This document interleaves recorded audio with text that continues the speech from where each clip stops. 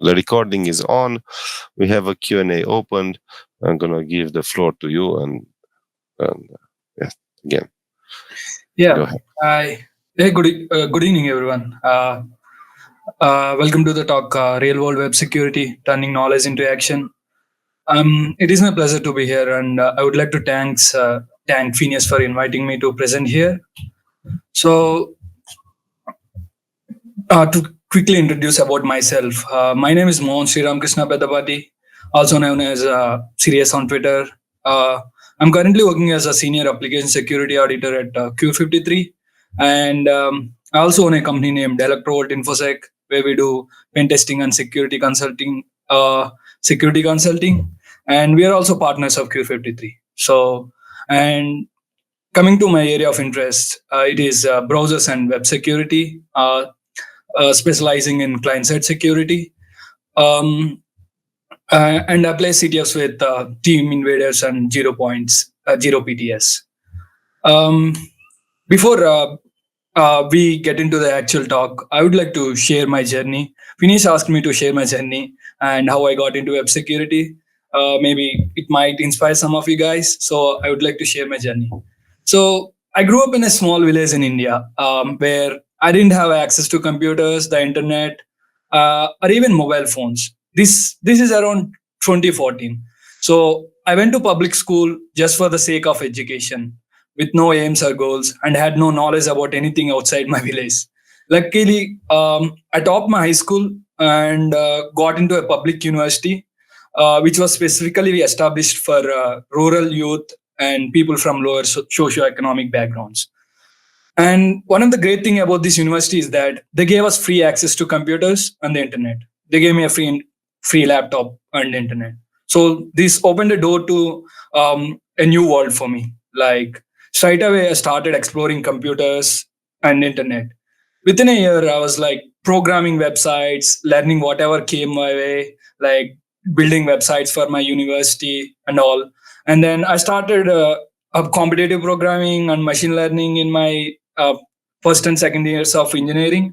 And then during my final years of undergrad, I had about CTFs through an Indian CTF team named BIOS. So these guys were hosting a CTF in India called INCTF. So we got to know about it, and luckily, luckily I got to know about it, and we created a team and played that CTF and won that CTF. So from that point, I was so fascinated by hacking that I continued playing CTFs. So after a year doing CTFs with team invaders, I found out that people can earn money through finding bugs and submitting the bugs to web applications and get paid. So I was seeing a lot of people posting stuff on Twitter that how much they earn, how they earn, all the write-ups and all. So I was drawn towards it because there is money, right? So I started doing bug bounties after a year. And then I did some cool research along the way while doing CTFs and bug bounties. And then I built a good profile. This profile will help me join Q53, my dream company, as a security auditor. Eventually, after a year or so, last year, I started my own company.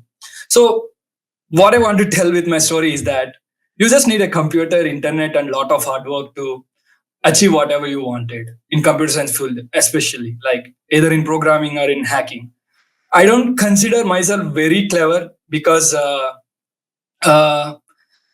the reason why I stopped doing competitive programming or pursuing cryptography in CTFs is that I realized that my brain can't function with complex mathematics and visualization stuff. Like if I try to understand very complex cryptography algorithm, my brain will hurt and it pains. So I left them and pursued web security. So I know that I'm not very clever, but if I was able to get into good position in hacking, I think everyone else can do it. And I don't deny that there is a lot of help from luck, but if you consistently work hard, luck will come and open new doors for you. And we should enter those doors and keep working hard, and which will allow luck to open more doors until you achieve whatever you wanted. So I just keep pushing hard, I guess. and then you can do whatever you wanted. Just put in hours, put in months, put in years, and you can do whatever you wanted in with your life, I guess. So that's enough motivation for today. Let's get into the actual presentation. So now coming to the talk, I would like to share my opinion how we can turn the knowledge acquired over the years into real world web applications and find bugs. So specifically, I'll talk about how we can do this in web security through bug bounties and vulnerability research. I'll start by discussing how I used my CTF knowledge and used it to do security research and find some interesting bugs and build a profile. Finally, I'll show what bugs I found along the way and overall my journey through InfoSec field. So this whole talk will be around my personal experience, and because I thought instead of sharing just technical bugs, it might be more interesting to share my personal journey in InfoSec field and share interesting research and bugs I found along the way. And finally, how I used my profile to leverage to join my dream company. And we'll finally discuss job opportunities in InfoSec. So, uh, the first thing, what I mean by knowledge to action is we often acquire knowledge through academic degrees, certifications, courses, or by using free resources online like blogs, CTFs, and write ups. But the problem with these things are having a lot of certifications and courses in your profile doesn't directly imply that you are a good security researcher. While almost all of the CTF's experience can be directly transferable to the real world vulnerability identification, just having a CTF profile might not be interesting to someone who wants to hire you. It's always good to have a real world research or real world bugs you found to get more weight in your profile.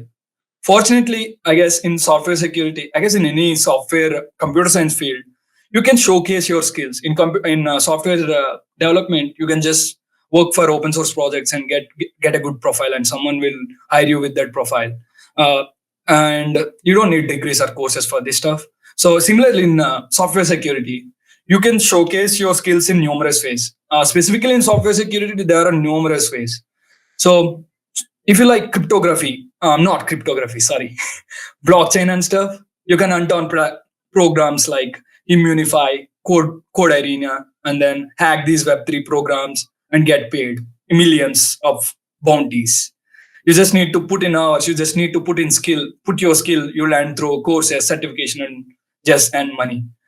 If you are into low level research, you can participate in programs like Chromium VRP, where you can hack Chromium and Google will pay you for the bugs you found, and Microsoft platform program or Pontoon. So I think I always believe in that instead of courses and certification, you should always find ways to apply your knowledge and find real bugs. I mean, through bug bounties or security research, and show it to the someone who is hiring you, and he'll definitely hire you. So, how we can how we can turn knowledge we acquired through courses, certification, CTFs in specifically in web security knowledge. I'll share my personal experience on how you can do it. The first is participating in bug bounty programs on platforms such as HackerOne, Google VRP, Microsoft 365, Bugcrowd, and so on. However, it's not really easy to start hunting on these bug bounty platforms because there are numerous competition in basic bug bounty hunting, with many people looking for very low hanging fruits. It can always be very discouraging for someone who is getting started into bug bounties. It's not really easy because you as a beginner will try to go and find an XSS or an CSRF or some basic web bug. This is a very basic knowledge, right? Everyone has it, so they'll find it. But so to beat this competition, we need to have a specific skill, which is we need to find a niche, like a specific niche where you are so pro, where you are like sharpen your skills like top vulnerability researchers in that specific area. So, for example, my niche is finding vulnerabilities in client-side JavaScript. So most successful hunters have their own niches where they excel. This way, they'll be able to beat the competition. So if you want to beat the competition, the people should stop hunting for the low-hanging fruits and find their niches and start hunting for the very hard stuff. So another interesting approach is to tackle areas that are very hard. Like if you feel like it is very hard to hack this specific software complex, you should put in hours. You should put in months. Um, so it is always, if it's challenging for you to grasp and requires a lot of learning, so it always good idea to go for it. So this means only those who work as hard as you can find these bugs, and most people won't go that far. So it's always comes down to how much time you put in. For instance, how people do this. Finding bugs in closed source Java applications is very hard. Like you need to buy the software, you need to reverse the Java application and start digging into that very complex, like Jira and all these Atlassian products. It's very hard. You need to buy that product, you need to download, reverse engineer, and start understanding the thing first. It might take months or years, but if you do it right, it will be very highly rewarding. So this is the same strategy followed by top security researchers like RNSI, HTTP Void, Asset Note, and all these other stuff, all the top security guys like Albino Wax and other guys. So yeah, that's one thing. So you can go for bug bounty hunting, or apart from bug bounties, you can also do security research. I mean, bug bounties and security research is interchangeable, but I don't have a specific definition for security research. But in my opinion, a security researcher is someone who finds novel bugs, novel attack surfaces, or novel finding bugs in third-party libraries, enterprise software, or finding bugs in complex software systems. So if you can find bugs in this stuff, you can be considered as software security research. But this is very hard. This will take so many months and to understand the software complex, to start hacking on it. So and it doesn't have any immediate monetary rewards like bug bounty, where you just find an XSS and they'll pay you. It doesn't work here like that. You'll need to, because someone top security researcher might have already found that bug, and you don't have chance. So you need to put in so many hours and start finding bugs in that. And then doing the security research, unlike doing bug bounties, allows you to present the research in conference, which will be a very good thing to have in your profile. So my 2 cents on approaching security research is, as I said, find a niche, spend a lot of time, like in months, in specific software complex, attack surfaces or bugs. You'll find bugs. Eventually, you'll start finding bugs, and it gets easier. And next, keep an eye out for opportunities. I mean, I've seen lot of this pattern happening. Many significant pieces of research happens after someone scratches something and some guy comes and started digging more into it. For instance, my prototype research started after a pointer from a HackerOne report. Some guy found this prototype pollution bug on client-side security, and I was able to dig more into it. I put in 6 months, and I presented this at a conference. It's simple as that. So someone somewhere scratches the surface and writes a blog, just use that to dig further deep. So for instance, I'll show you more examples of similar research, similar pattern happening in web security research. In example 1, there is a blog post by Karim Rahal, some web security guy. So he wrote a blog post on dangers of GitHub Actions. And after a year or so, Adnan Dakan, some guy who found a very impactful bug on GitHub itself. He did further research on the same thing Karim Rahal spoke about in his blog before a year, and this guy was able to dig more deep and further research and find an impactful bug. And then similarly, in the second example, Albino Wax in 2022, I think, released a blog on desync attacks. And then there's this guy called Def Param. He further researched this thing and found bugs on like Slack. He wrote his own tool and other stuff. So you can always find these opportunities somewhere and just need to grab it and put in hours, months, and you'll go there. So, for instance, there is this last example where Albino Wax had also wrote some other research, smashing state machine on race condition bugs, where no one further dig much deeper.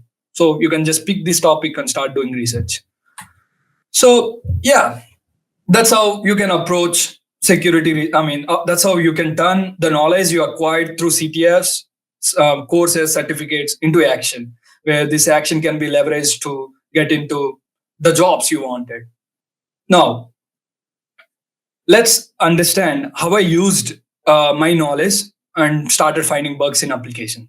So after a year or so, I'll tell you the timeline. So after a year or so in CTFs, I saw guys posting stuff on Twitter, their bug bounty earnings. Some guy earns $5,000. I'm like, wow.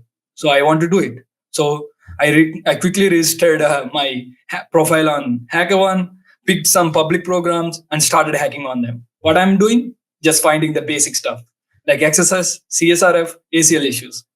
Some guy who is there, some thousand guys who is already there, they'll find those bugs.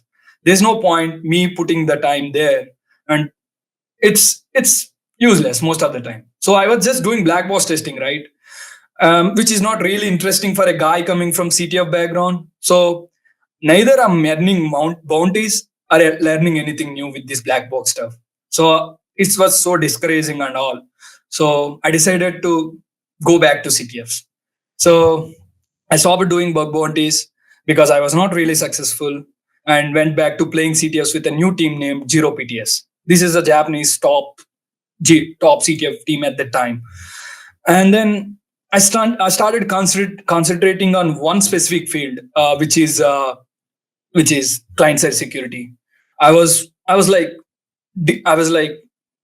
munching all these blogs by these top security researchers. I think if you go to this inspiration blog of mine, you can find people, and I read all of these guys' blogs, papers, and stuff. Like I wrote all the blogs by Masato, File Descriptor, Mario, Garrett, Security MB, Terzank, and many more. Funnily, there is this one guy on Twitter I'm so inspired by who works at Google called Terzank. I worked on every CTF challenge Terzank solved by scrolling his Twitter timeline, and I just did whatever this guy did, like solving everything, trying to understand what this stuff is, what this client-side security stuff. And slowly, after a year or so, I was catching up with these CTFs of these client-side security researchers. And then when I felt confident, I went back to doing bug bounties again because I'm poor. I want to earn money. So as I got very good knowledge on client-side security, I started looking for those specific bugs, not ACL, not IDOTs, basic stuff, like very specific client-side security bugs where people don't look at. So I started again on bug bounty programs with a new mindset, started specifically looking for client-side security, and let's see what are the bugs I found along the way. Act 1, my first cool client-side security vulnerability. Like after getting this knowledge, I started looking, as I said, I started looking for client-side stuff, right? This is the first cool client-side security vulnerability I found. Let's dig into the details of this vulnerability. First, the first bug is an remote code execution on Google Cloud Jupyter Lab. So Google Cloud has this thing called Jupyter Lab where people can use AI models and train their AI models. And then there you can just run terminal commands and all.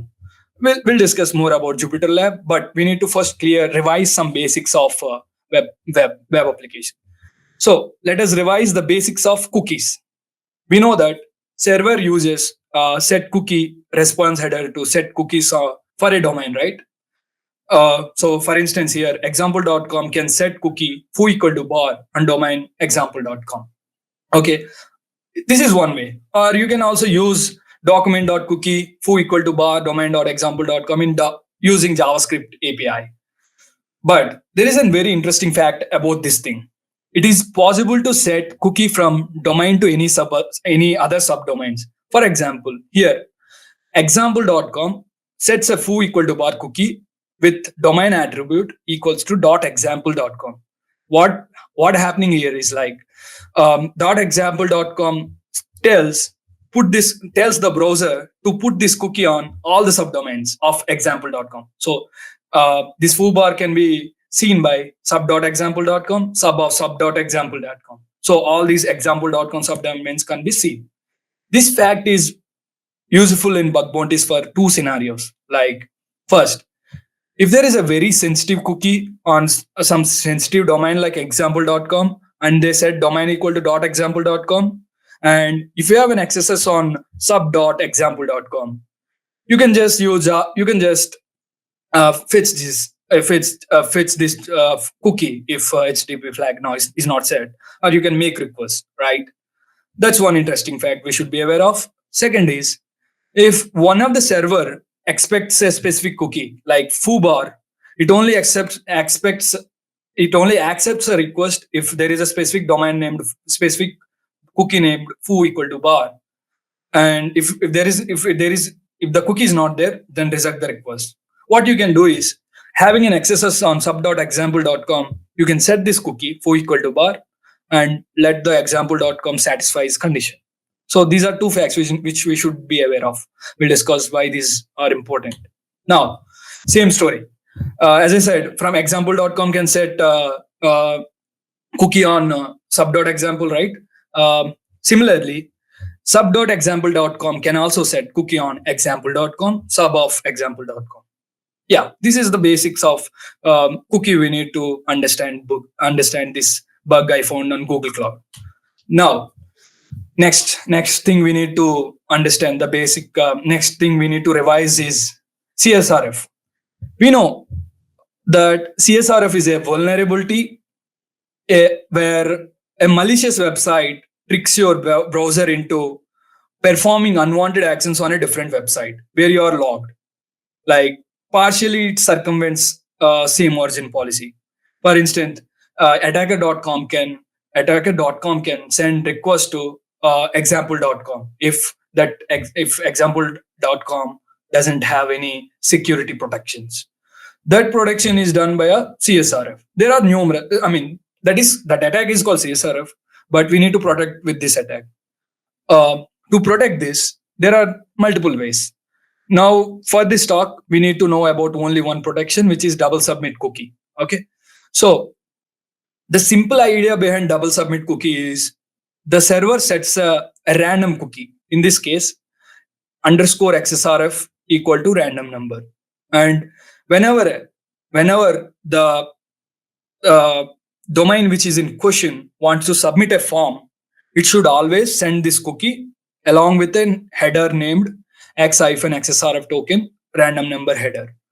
So when a server receives this request at the server side, it checks if the cookie value of underscore XSRF is equal to the x-XSRF token header value. If it is not equal, then reject the request, because this works very well to protect CSRF, because a malicious website can never set any arbitrary header.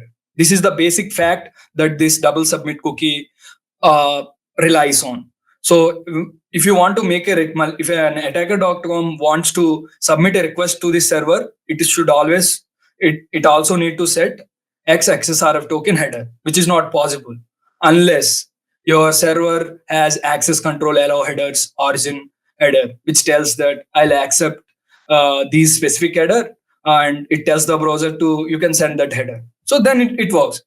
So that's the premise that this double submit cookie works on. So our application in question is, which is the Google Cloud Jupyter Lab, uses the same double cookies protection for CSRF protection. Okay, so it sets an underscore XSRF equal to random number, and whenever our Jupyter Lab wants to send a request, it should always send an x-XSRF token header with the same value. If it only, the server Jupyter Lab only accepts if XSRF value is same as the XSRF token. So yeah, now we got to understand. We revised our cookie basics, and we revised our basic CSRF protection using double submit cookie. Now let's get into the bug. So the bug here is, as I said, Jupyter Lab allows you to modify allows you to run commands, right? I mean, you can just execute ls, vi, it gives a terminal. You can do whatever you wanted. And one more very interesting fact is, you can modify the Jupyter Lab server itself. So you can edit an HTML file in Jupyter Lab server and get an XSS. Sadly, this isn't self-XSS, which we can't do much. Now, let's see. Remember that self-XSS are never useless. Self-XSS are very impactful bugs, if you ask me. in these applications, in these complex stuff applications. So you can always turn in self XSS to normal XSS. So let's see how I turn this self XSS to RCE. So as I told, I haven't told it yet. So whenever a user creates a Jupyter Lab for his Google Cloud, Google will create a new domain on google.googleusercontent.com. For instance, user one will get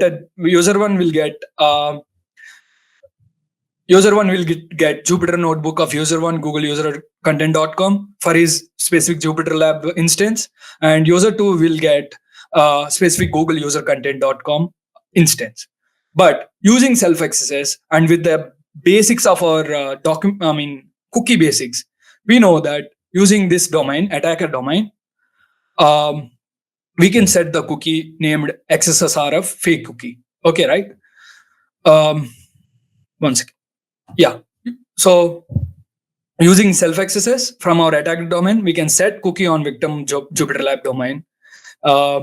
What's the impact? What is the impact of this bug? Because we modified the _XSRF cookie to fake cookie, now the random number is not equals to the fake cookie, and server will start rejecting these requests, because obviously XSRF token is different, header value is different from the XSRF cookie we are sending, which we modified via self XSS. But this only leads to DOS, like denial of service. A victim user can't use his Jupyter Lab instances using self XSS. So we use a login CSRF to navigate our victim to our specific Jupyter Lab instance where our XSS is running. And using JavaScript, we modify the cookie and set _XSRF to fake cookie. And now victim cannot access his Jupyter Lab because we modified the XSRF token header. As I said, DOS, denial of service, is not a very impactful bug. Even if you submit it to Google, they will take months to triage and it'll be pain. It's not interesting. We want to get remote code execution. So let's see how I was able to get remote code execution. This is very funny. The Jupyter Lab runs on Tornado server, which has a very weird quick. The quick is, instead of setting XSRF token header in whenever you're submitting a request, we can also set it in request body, as you can see in the source code. What this means is, this fact allows us to bypass the double submit cookie CSRF protection, which specifically relies on the fact that a malicious website, attacker.com, cannot set this specific header. But in our Tornado server case, we won't be able to set this header, but there is another way to pass this value via request body. This just kills the CSRF protection, and we'll be able to bypass the CSRF protection. So this is the attack scenario. Now what we do, we use the self XSS, we modify the cookie, we set our own cookie, and whenever we want to send a request, we'll send the request along with a new attribute called XSRF fake cookie. This one. So whenever we want to submit a new request, the server will read this get parameter and checks if it matches with the fake cookie or not. If it will obviously match, right? It will obviously match, right? Because we modified the cookie, we also modified the get attribute. We don't need it doesn't consider XSRF token header. So this allows us to bypass double submit cookie protection. Let's see the POC. Now, once we have the CSRF bypass, getting RCE on Jupyter Lab is pretty easy. There are numerous API endpoints where you can hit and run a command. Like one of the cases, you can install a malicious extension, and then it will run your codes, like your remote code, your reverse shell, or whatever you want to run. So you can see the POC here. Simply, what we are doing is from our attacker googleusercontent.com site, we are setting a document.cookie to XSRF equal to 1, which sets the XSRF token, and then we are also creating a form where we are installing a malicious extension and passing, very importantly, an underscore XSRF equal to 1 get attribute value. What happens? The server will read this, and read XSRF document cookie header, and it will accept, and our malicious extension will get installed, and we'll get remote code execution. This was like the first. I mean, in my opinion, it's a very cool bug I found, and I submitted this bug to Google and also many other cloud providers, because they are also hosting Jupyter Lab, and all these Jupyter Lab instances where instances were vulnerable to this specific bug. So, and I got some nice bounties. And the file descriptor, who is the original author of this research, also made a video about my bug on his YouTube channel. You can watch it after. I'll share my slides, and you can go there and research. And as I said, always look out for opportunities, right? There are further research happened on cookie related stuff. There is this Usenix paper where these guys exploited different attributes of cookies, like path parameter, host cookies, or other. There are numerous types of cookie and stuff, and these guys exploited these bugs. It's called cookie crumbles research. And then there's this blog by Ankur Sundara, where he exploited partial differentials between various servers and browsers. So yeah, that's my first cool client-side vulnerability. Now let's start the act 2, which is prototype pollution in the wild. This is the second bug I started working on. After the Google bug, I got very confident on finding client-side security vulnerabilities.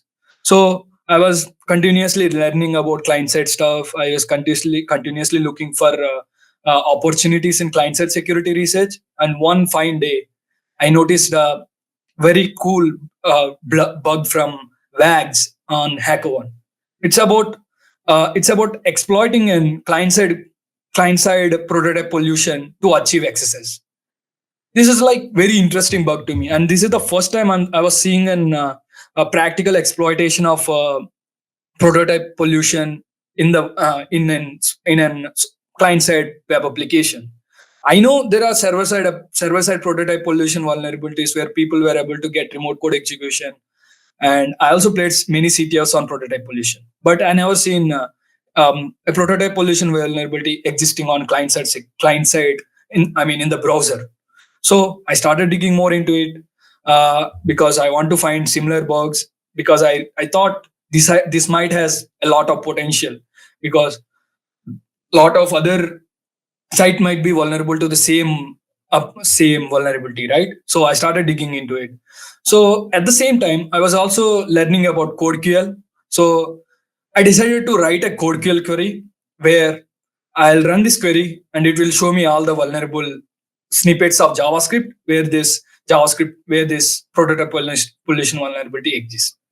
So I wrote that, and same time, BlackFan, who is also a top security researcher, also released some research on client-side prototype pollution. So this repo has like all the vulnerable libraries that are at that moment vulnerable to client-side security, and all other libraries which have gadgets to get accesses. So obviously, while I'm doing this learning, I got in some doubt. So I asked BlackFan for some help. So during our discussion, BlackFan shared an example where he found a vulnerable Shopify domain where it is vulnerable to prototype pollution. But having a prototype pollution is not enough. You always need a gadget to get accesses. Like in client side, you need a gadget to get accesses. In server side, you need a gadget to get remote code execution. He said he couldn't find a gadget on this specific thing. So I said, I'll give it a try. And I was able to get accesses. Luckily, I don't know how, but I was able to get accesses by finding a very interesting gadget. And then from that point, we decided to start collaborating on the specific research, because we decided there might be very big potential on the specific bug. And we created a Discord server to find prototype pollution vulnerabilities in the wild on the internet. So this turned out to be very good security research, like very good. We found 18 JavaScript libraries vulnerable to prototype pollution and 80 applications on internet vulnerable to prototype pollution. And we earned a lot of bounties. And the main important takeaway from this research for me specifically is I got to work with all the pros software security guys like Blackfan, Herrera, Masato Kinugawa, POSIX, Security MB, Terzan. I was able to collab with all these guys, and I'm always constantly getting a kick, reality check that you are dumb. You need to learn a lot, and I started learning more. So after finishing this research, I present this research at a B-Sides conference and also wrote a blog post about it. You can go there and read more about this research. Now let's now remember, collaboration is always multiplication. So take away for you guys here is always collaborate with people. Also try to collaborate with top guys or people who are good at what they are doing. This way you can learn a lot. In collaboration you will often get a reality check on how we need to improve. You mean you'll be compared with this guy, and you'll post something and this guy comes and finds the bug, like bam, and they'll give a reality check. So it's very important for us to know our position, and so that we'll improve a lot better. So yeah, collaborations is multiplication. Always collaborate on finding vulnerabilities with other guys. Now let us see some prototype pollution bugs I found during this research. The bug one, prototype pollution using CodeQL. As I said, I was working with CodeQL queries to find vulnerable code in JavaScript, right? So what I actually was doing is I'm navigating to complex software applications and using a burp or some tool I wrote. I'm just downloading the JavaScript files they are loading, all the JavaScript resources they are loading, and downloading it into my local folder. Now I have a very big JavaScript database. Now what I want to do is, as I now have a big database, I want to see if this JavaScript files has any bug. So I created this CodeQL database using these JavaScript files, and now I ran my CodeQL queries, which I created with the help of GitHub CodeQL repo, and this GitHub CodeQL repo you can find here. So with the help of this, I ran this query. Specifically, one instance of prototype pollution bug I'm looking for is this specific vulnerable code I'm looking for. So simply to explain what this bug is, for instance, um, whenever you're merging two objects in a JavaScript recursively, if you're not checking, if an attacker has control of one of the object, he'll be able to pollute the our JavaScript object prototype, right? So whenever there is a merging happens, it should be done in a secure way. If it's not done in a secure way, your whole application will be polluted with arbitrary properties from an attacker. So here there is a merge function which takes destination and source object and puts all the source object properties to destination. What can happen here is, whenever an attacker can control source, he can put underscore underscore proto underscore underscore and then pollute all the object. Or an attacker can use constructor.prototype, and then he can pollute the whole JavaScript engine. I mean, whole JavaScript running in that specific application. Luckily, after running this query on the specific database I created of the JavaScript files from the bug bounty programs, I was able to find only one instance where it is vulnerable. And if you see the code, it just exactly matches with the code I'm trying to find. So they're taking from object to object and putting all the from properties to two. It's vulnerable to prototype pollution, as you can see here. So if you pass proto, and this is an attacker controlled object, and this is an user normal object. So we can pollute with underscore underscore proto, and taint will be available to all the JavaScript objects on this specific web application. So this is a vulnerable code, and we'll see how I was able to exploit this client-side prototype pollution and able to get accesses. Yeah. So now having a prototype pollution in itself is not really vulnerable, really impactful, because you can just modify global object prototype. That's it. You can just modify the properties of global object. but we need something impactful like XSS or remote code execution. So we are doing research on client side, right? We are always look for client XSS. So let's see how I was able to find a gadget to get XSS on this specific application. So here, so we need to send attacker controlled JavaScript JSON to this specific merge function. Luckily, there is an endpoint which takes the JSON and stores it in the server. Whenever server reads it back, whenever the browser reads it back, it uses this merge function, and we'll successfully have a prototype pollution in this specific application. So yeah, there's a prototype pollution. Now we need to find a gadget. As I said, in front end we need to escalate to XSS. In back end we need to escalate to remote code execution.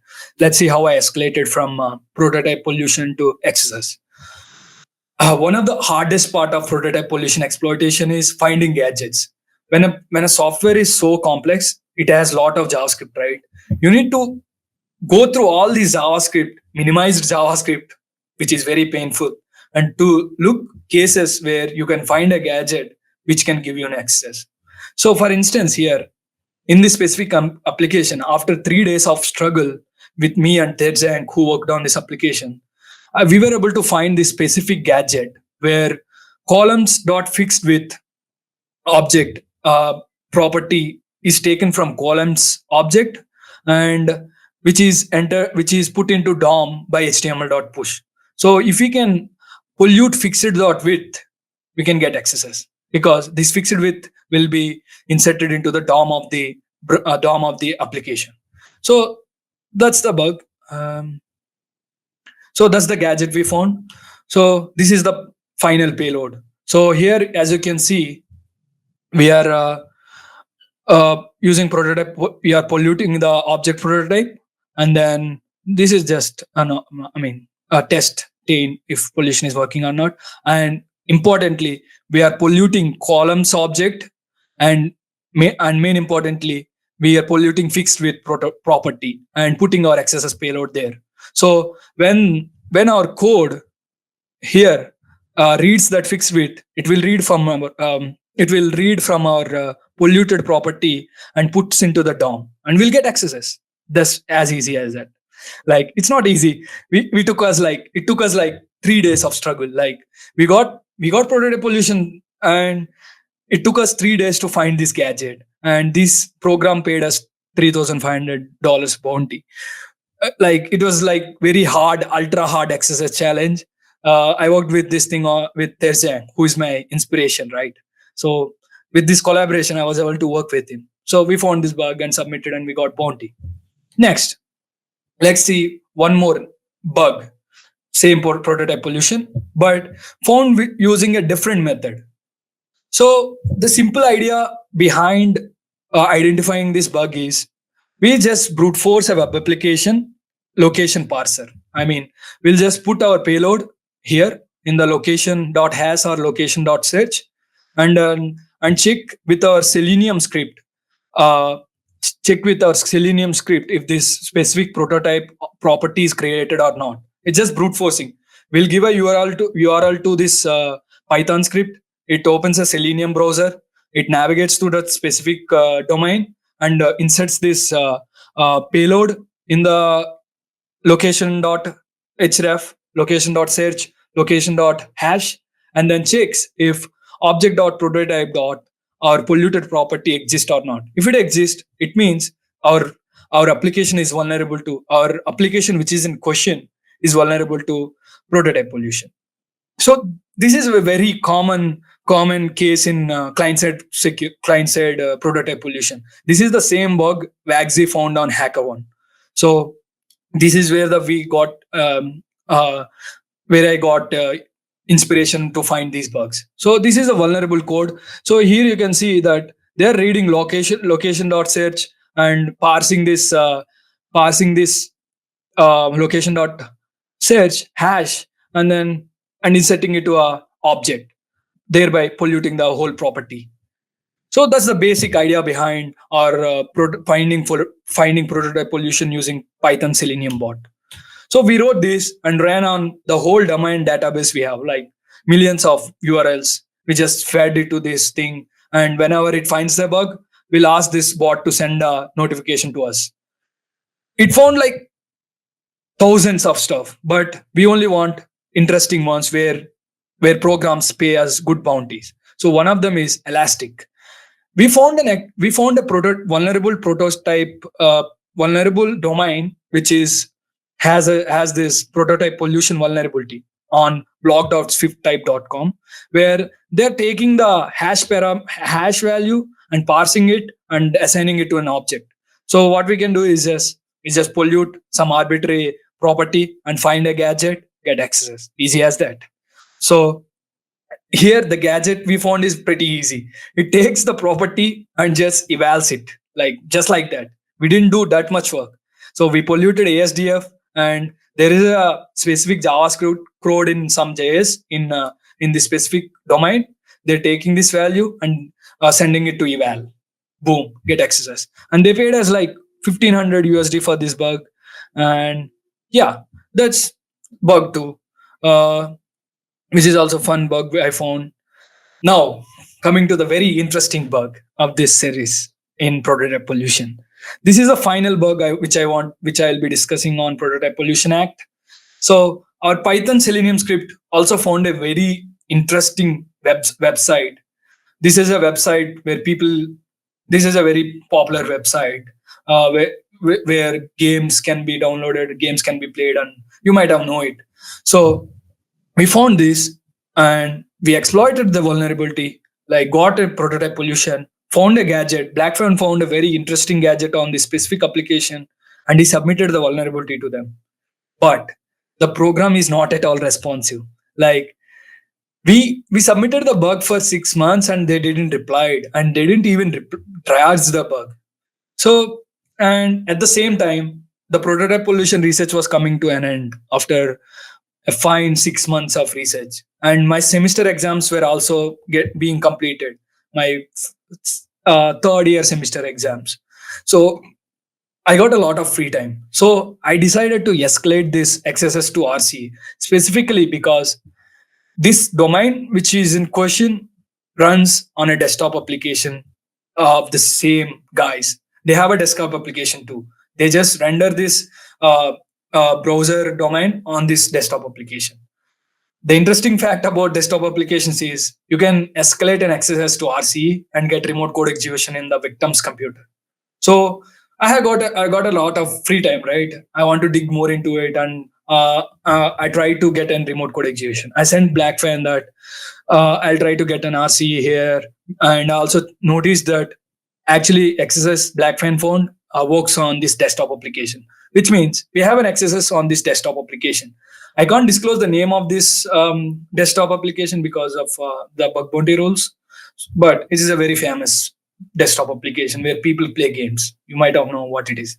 So yeah, so we got XSS in the desktop application. After some digging into this desktop application, I noticed that it's built on top of CEF, which is a Chromium-based desktop application builder. It's similar to Electron. So it is just similar to Electron. You can just render your website inside the desktop application and get added functionalities like getting access to system commands and all. So when I was looking for ways to escalate this XSS, I noticed that the version of this Ceph Chrome they are using is ancient. The Chrome is like 79, which is like an ancient version of Chrome at that time. So obviously, at the same time, luckily, we are working on CTF challenges, XSS challenges, where we are using Chrome V8 exploits to solve an XSS challenge. Like I was playing with this 0-point CTF team, right? These guys are so pro. So these guys, whenever there is a new vulnerability in V8, Chrome V8, so these guys reverse this V8 exploit and write this. And whenever someone gives a web application challenge, they do binary exploitation and get the flag. I mean, XSS challenge is not straightforward. What's straightforward is you can just hack the browser where this XSS is running. So these guys used to write V8 exploits and solve these challenges. With that knowledge in my mind, I thought, why not just write a V8 exploit and get remote code execution in this application? Because the Chrome which is running here is ancient, as I said. So one obstacle we might have here is the Chrome might be running on with Sandbox, but luckily it's not running on Sandbox. With just an V8 exploit, you can get remote code execution on the desktop application. It's as easy as that. You don't need to bypass. You don't need to write an exploit to bypass Chrome Sandbox. Just write V8 exploit. Some use some JIT bugs, like which are famous at the time, which are very common at the time. Use the JIT bug, write exploit. You insert your cell code. Boom, you'll get calculator will be popped. So I decided to use this use a rendered exploit from a CTF and get a remote code execution on this specific application. After like 2-3 days of working on this specific application, I don't know how I was able to get remote code execution using V8 exploit. Like the calculator popped and I was in, oh, how did this work? So I felt so good. I mean, after finding a very good bug, the adrenaline rush which we get after spawning something is indescribable. So I had this moment and I was pinging all these guys. Black Pen, see this RC. Terjang, see this RC. And I submitted this bug to the program. You don't believe these guys paid us 7,500 bounty in 7 hours, where they took 6 months to pay the same bug. That was like mind blown to me. So if they fixed the same XSS before 6 months, they had no need to pay me this extra 7,000. But sadly, they delayed and they got pawned. So yeah, from that point, I decided that there is a very big potential in pawning Electron applications, like desktop application. So from this point, the Todd Act started pawning Electron applications in the wild. So after getting the previous RCE, I realized that there is a great potential in finding desktop applications, RCE, so which use Chromium as their engine, specifically Electron and CEF. Electron also runs on built on top of Chromium, right? So I realized there might be similar patterns where they are running old version of Chrome, and I can use a CTF Chrome V8 exploit and pawn this thing. So this turned out to be very true. Like this research was a huge success, and we were able to pawn like 20 different Electron applications. You just name the application. Discord got the remote code execution. Teams got remote code execution. Notion got remote code execution. Basecamp remote code execution. Mattermost, whatever, just name the Electron application, I might have pawned it. So we presented this research at DEF CON, Black Hat, and NullCon.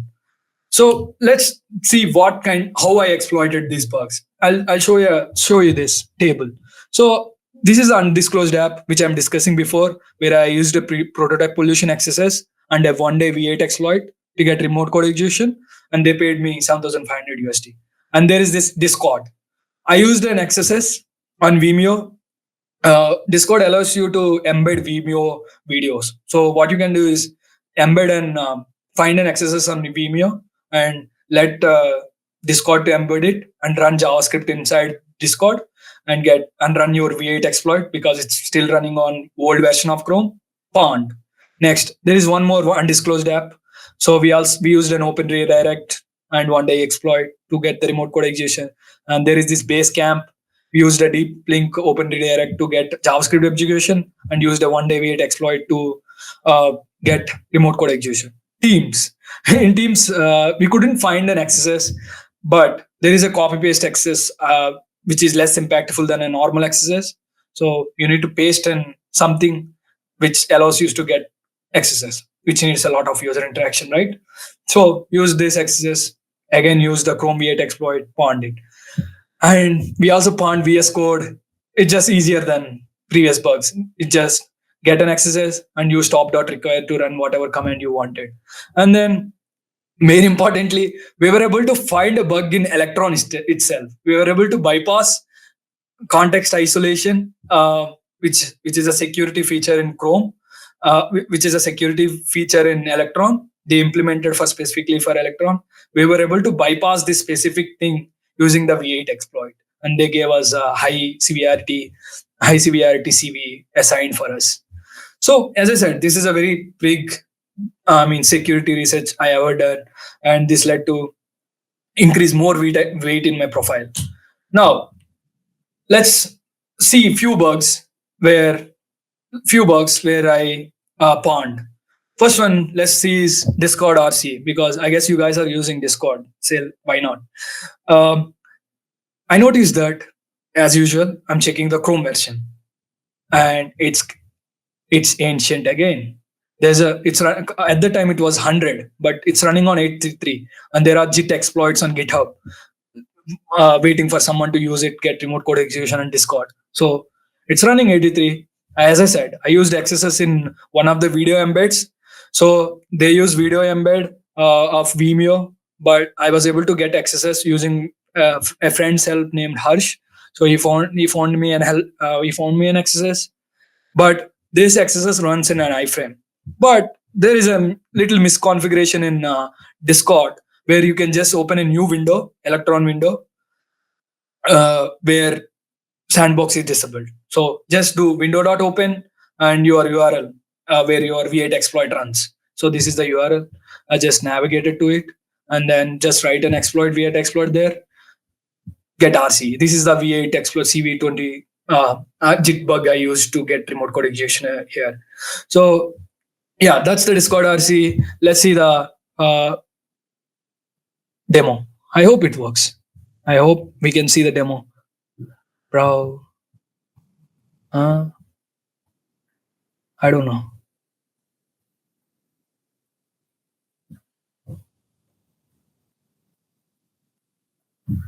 I don't know why, but demo gods is not with us, but you can find this.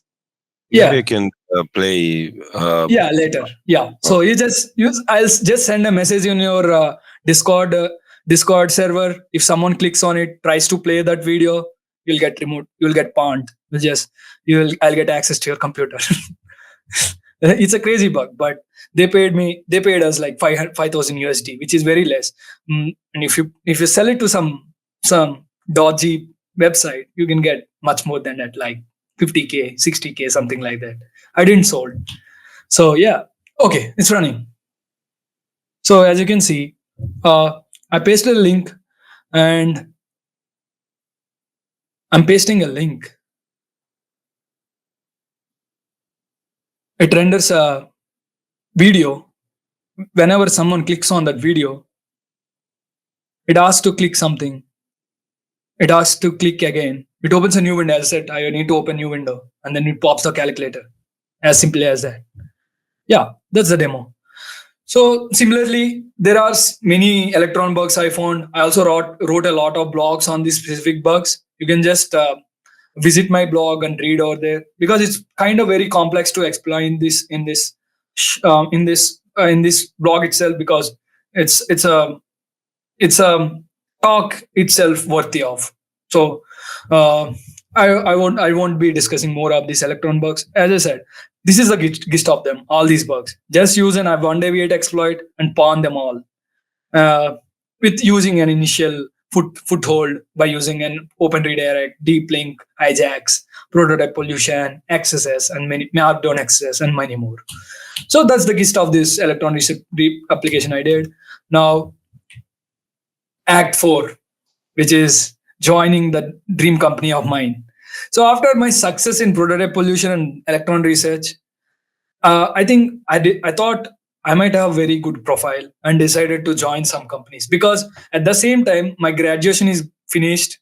After this Electron research, I'm in the market for looking for jobs. So obviously one of the companies which are in my mind is Cure53, because before my prototype pollution research, there's a funny thing which has happened. I mailed Mario to give me an internship offer at Cure53, which failed terribly. I said, like, I'm doing this cool research on prototype pollution. It is not yet finished. Can you hire me as an intern? I'll be very good, and something like that. Sadly, I never got response from Mario. And I realized that my profile is not great at that time. It was before prototype pollution and Electron research. So that makes sense, because you know that all the people like File Descriptor, Masato Kinigawa, Live Overflow, Mario Hydrich, all these guys are pro guys who are working in Cure 53. Why would they expect me, a basic guy, to be in their company as an intern? So it makes sense. So I worked very hard. Eventually, that I was successful in prototype pollution research and electron vulnerability research, and I'm working on with these Q53 guys during this research, like Masato and Alex. Masato, who is working in Q53, knows me very well because I was just sharing every bug I found to him to impress him, to show that I'm cool. Because there's something in my mind that tells me that he might be helpful in future to refer me into uh, Q53. So I was sending every bug I found, every research So I also worked with him on prototype pollution research. I invited him to Discord server and shared all the bugs on prototype pollution. I invited to Electron research and shared all the bugs. So he knows my skill. So obviously I asked one day, can you refer me to Mario? He said, why not? So I sent a mail to Mario again. This time, success. I was able to join Q53. I mean, no interview whatsoever. Like they didn't ask me an interview. I just got invited to their workspace, and Mario gave me an initial pen test and asked me to hack it. It's a real pen test, and Mario asked me to hack it. Lucky enough, the target was a desktop application built on top of Electron, which is the research I did, and I literally nailed it. I found like 4 remote code execution on that uh, specific application. It's just an Electron application which streams a Chrome on cloud to the desktop app. It's like Chrome on cloud as a software, as a SaaS application. Um, and they missed so many. They have so many loopholes. I was able to find them, and Mario was impressed with my work and joined the team. Simple as that.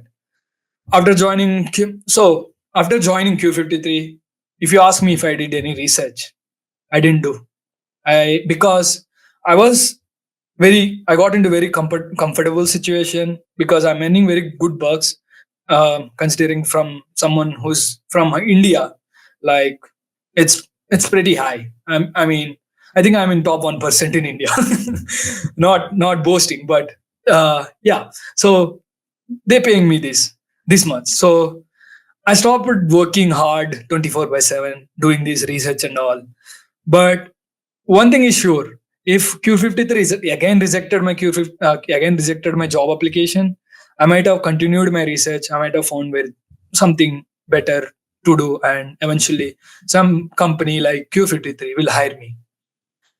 So I think I worked very hard in first 3 years, playing CTFs, doing security research and all, and now I'm chilling, enjoying the stuff. So the takeaway from this thing is work hard in the beginning for efforts. They will compound and pay dividends in the future. Like your efforts will compound and pay dividends in the future. Now, coming to the final part of the presentation. Is there a good job market? Definitely. I mean, if you have a very good profile, the companies like software security research companies like DFSec, Q53, Trail of Bits, Electrovolt, looking for people to hire. I mean, you just need to show your profile and they'll definitely hire.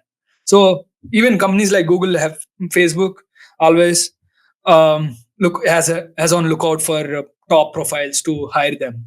So just improve your skills, find cool works, write blogs. I think nothing can stop you. And that's it. That's the overall talk. And I hope you enjoyed. Thanks for inviting me here.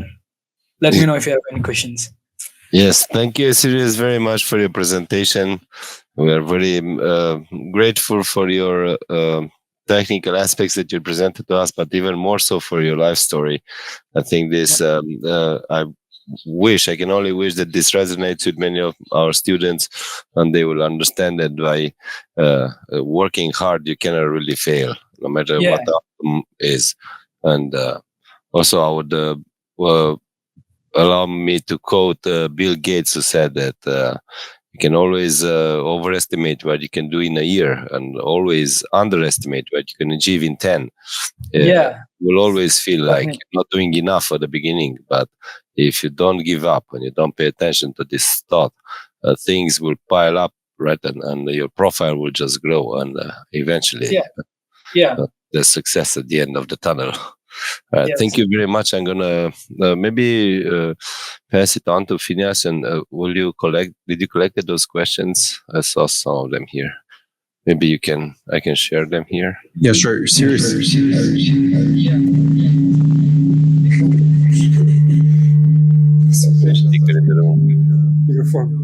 All right.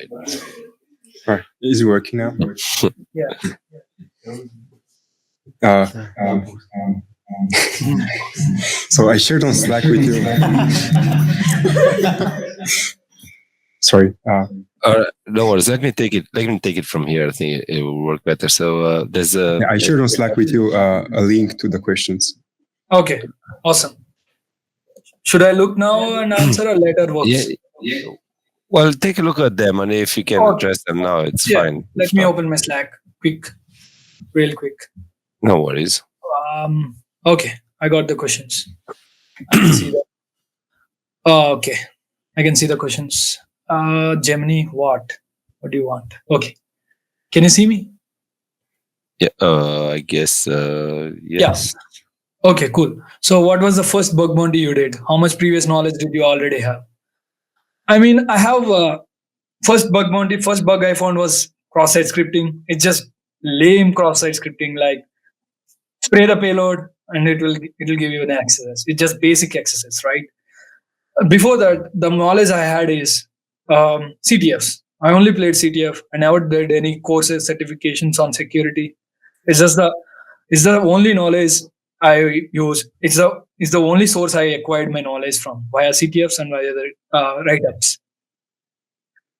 The next question is: how do you manage to stay up to date with the ever increasing amount of information in this domain? How do you avoid burnout? I think it comes down to picking a specific field. I mean, there are so many niches in security in itself. You just need to stick to one field. Like myself, I picked client side security, and then you can just filter out all the other stuff. I mean, it's always good to read all the blogs, but you don't need to dive into them. Like I never spent a lot of time on cryptography stuff. Never spent a lot of time on because my brain can't handle, obviously. And then binary exploitation, because my area of interest is client side security. So I only concentrated on that and I only learned them. But if you give me a blog on some binary exploitation thing, I can read and understand. But if you ask me to exploit it and find a bug in some software, C++ software, maybe I might not find in as easy as a web application or a client-side JavaScript application. So it comes down to picking a specific field and growing your knowledge in that specific field. It and that's it. How did you avoid burnouts? Having a vacations once in a while, maybe. So it's good to have a vacation, um, and know your limits. Like maybe it's just that sadly, all our brains can't function similarly with others. Someone might have a very gigachat brain, and they just need few minutes to understand something. You might need 1 hour or so, and you try for an hour. If you still can't get it, just leave it. Maybe it's just realize that it's not for us, and then that way we can put a filter at some point and then stop burning out ourselves. Yeah. Did you always use bot scripts for discovery part, or do you have any other tricks? Um, Now currently for prototypation research, I wrote a lot of scripts. For Electron, I didn't wrote any scripts. It just reverse engineer. I mean, download the desktop application, find the JavaScript source code, review the source code, find all the things, find all the sources, read the code, and just find the bugs. You don't need to write any scripts. Only script you need to write is an V8 exploit, right? So that's it. Um, I don't do use much tools and all. I just do source code review, which is my interest. If it is black box, I might suck at it. How did you manage to handle university studies at the beginning? Did you have to catch up with your other colleagues? Um, I think Indian university, specifically mine, it's not how European or US universities work. It's fairly easy, and they don't teach you much. You don't learn anything there. If I stick to my academic courses, I might not have been in the place now I am in. It's just that it doesn't work. They don't teach you anything. It's just bad stuff. Like are not competent enough for you to teach stuff. They hire anyone for you to teach. So it's better to go online, internet, watch some guys YouTube and learn stuff, or go to some guy's CTF blog and read stuff. So I didn't put much effort into studies because at the end of the day, whenever there is a semester exam, I just put a day or so, like 2-3 days on the specific subject because I already learned these all stuff on the CTF.